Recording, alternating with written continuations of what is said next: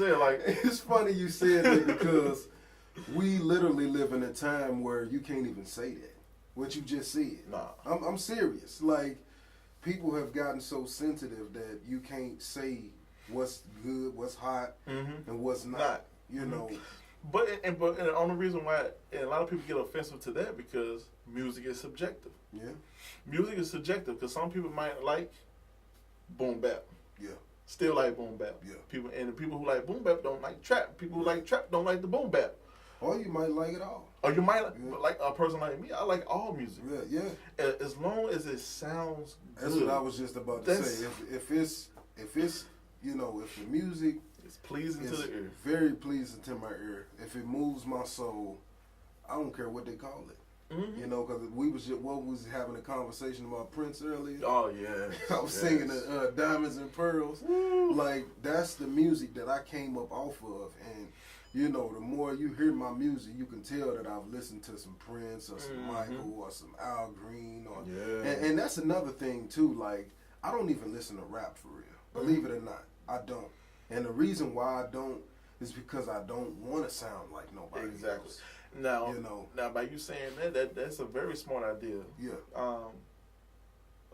I mean, a lot of rappers should, a lot of musicians should do that. Yeah. I think a lot of musicians should cut off the world, you know, however long they need to create, because if all you hearing is something on the radio, you're eventually going to sound like the radio. That's why I don't do it. And I'll be trying to explain that to a lot of my, you know, my brothers in Christ, or, you know, people that do music. They be like, you gonna get the album? I'll be like, you know, it don't be no jab or nothing. Yeah. I tell them, like I'm telling you, like if you give it to me, that's cool. But I'm gonna be honest, I most likely won't buy it because I don't want to sound like none of y'all. Like, I don't. Like, when you hear my music, it's gonna sound more like a soulful feel because I love soul music. I love, you know, old gospel hits and, you know, stuff like that. Like, I love R&B. I love, you know, that's what I love. The old school, like you said, you know, so just being honest. But like I said, though, every artist should do that. Yeah. I mean, it's a lot of artists that did that. They cut themselves off from the world so they can get to who they are. But that was what Gary Owen was saying. You know, Gary Owen, he was like, I don't listen to other comics. I don't, you know, because I don't want to sound like that. Exactly. I don't want them to be like, I stole their joke, and, you know, that's what it is with me, you know, like, it's not an ego thing. You know, some people will be like, he got an ego. That's why he don't know. That's not the case. And I'm the same way. A lot of people say, well, the crazy thing is like, being in the business that I'm in, I have to be current. Yeah. The sound has to be current. It has to be something like stuff on the radio. Yeah. So if I'm a person that I cut myself off from the word, and I do nothing but rap. A lot, you know, I get some R&B, you know, this and the other, some other things as well, gospel, but I do a lot of hip hop. Right. A lot. So when I'm listening to all this rap, that's the only time I listen to rap. It's when I'm working. Right. But I do have to get on the radio and listen to certain things, listen to certain albums. Tune in to see what's hot, going on. Yeah. What's going on, how does some of these engineers are using this and doing that, and, you know, what kind of, you know, just all type of stuff, you know, to see what's going on. Right. But on my day-to-day basis, I don't listen to hip-hop. But your CD player and something like that is probably not what that is. You're right, because you can turn on my radio right now. It's probably on a jazz station right now. Right. Like, for real, like, seriously. It's probably on a jazz station right now. But I believe that's a good thing because I don't be so consumed with a certain sound, because I still, as an engineer, I have to have my own sound. You do. I mean, that's how you can really tell the difference, you know, from a person who really not only does what they do, but they study their craft. They you know, take the time out to perfect it. Right. You know, and what is your background in the music, like, you know, for your education part on that, or, you know, how did you go about doing it? To be totally honest, I'm what they call self-taught. Okay. I started, I want to say I started when I was like 11 years old. Okay. Yeah, 11 years old, and started at 11. What did you pick up first? Well, actually, I started playing drums. I naturally, for some reason, God gave me the gift. And literally know how to play drums at 2 years old, 2 or 3. I just know how to at 2. I just know how to play drums. Right. I don't. So it was in your DNA. One day, right? One day I ended up just playing for a choir, and but I was like, okay. Awesome, man. I was like, well, this is what I want to do. I want to be a drummer. Okay. And that's all that happened. But after that, started listening to a lot of records. When I got older, I had got my first actual. You say records? You talking about the actual record player? Record, like 45. Yeah. See, they don't know nothing about that. That was that big old CD. Yeah, you know what I'm saying?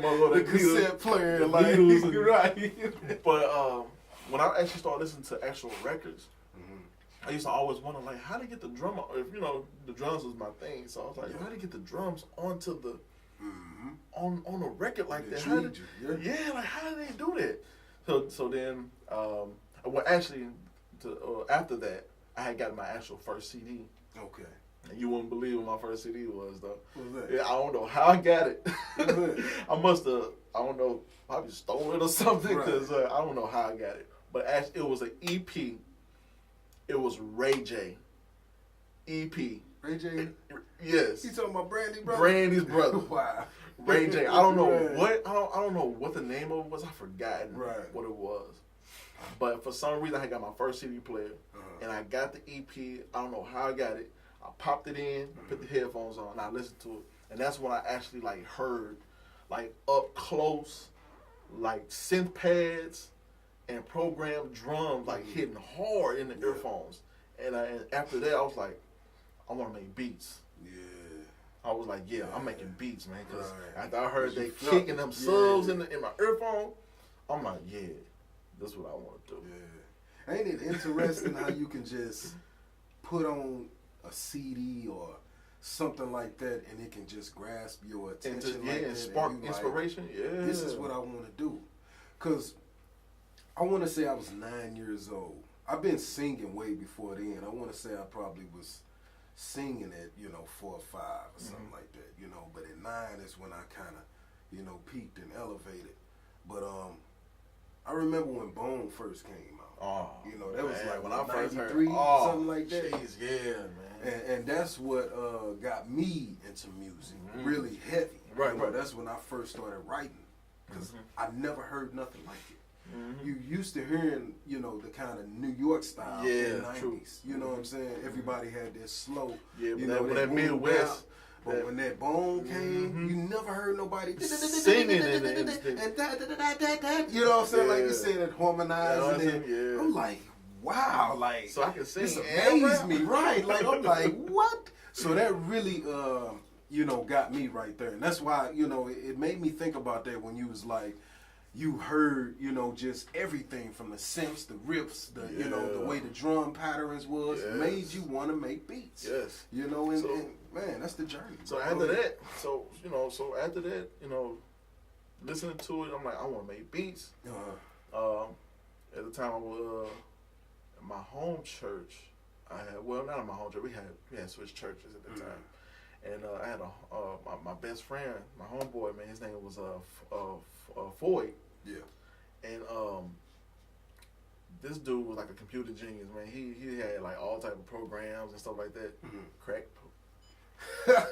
program. He just snitched on him. I snitched on the homeboy. But he was like some type of mad scientist, man. Because he had all type of stuff, man. Right. And one day he had came to church, man, and he had burned some on the CD, right? So we went out to the car and listened to it. And it was him rapping on the CD. I'm like, how you do that? Right. Like, how you rap that? Like, blah, blah, blah, blah. He's like, man, there's something called, at the time we had Acid Pro. Yeah, it was like Acid Pro like 2 or something like that. Right. So I was like, how you do that? He's like, I'm going to come over to your house this weekend. I'm going to show you how to do it. I'm like, all right. So he gave me that program and Fruity Loops. It was rapping. That was a complete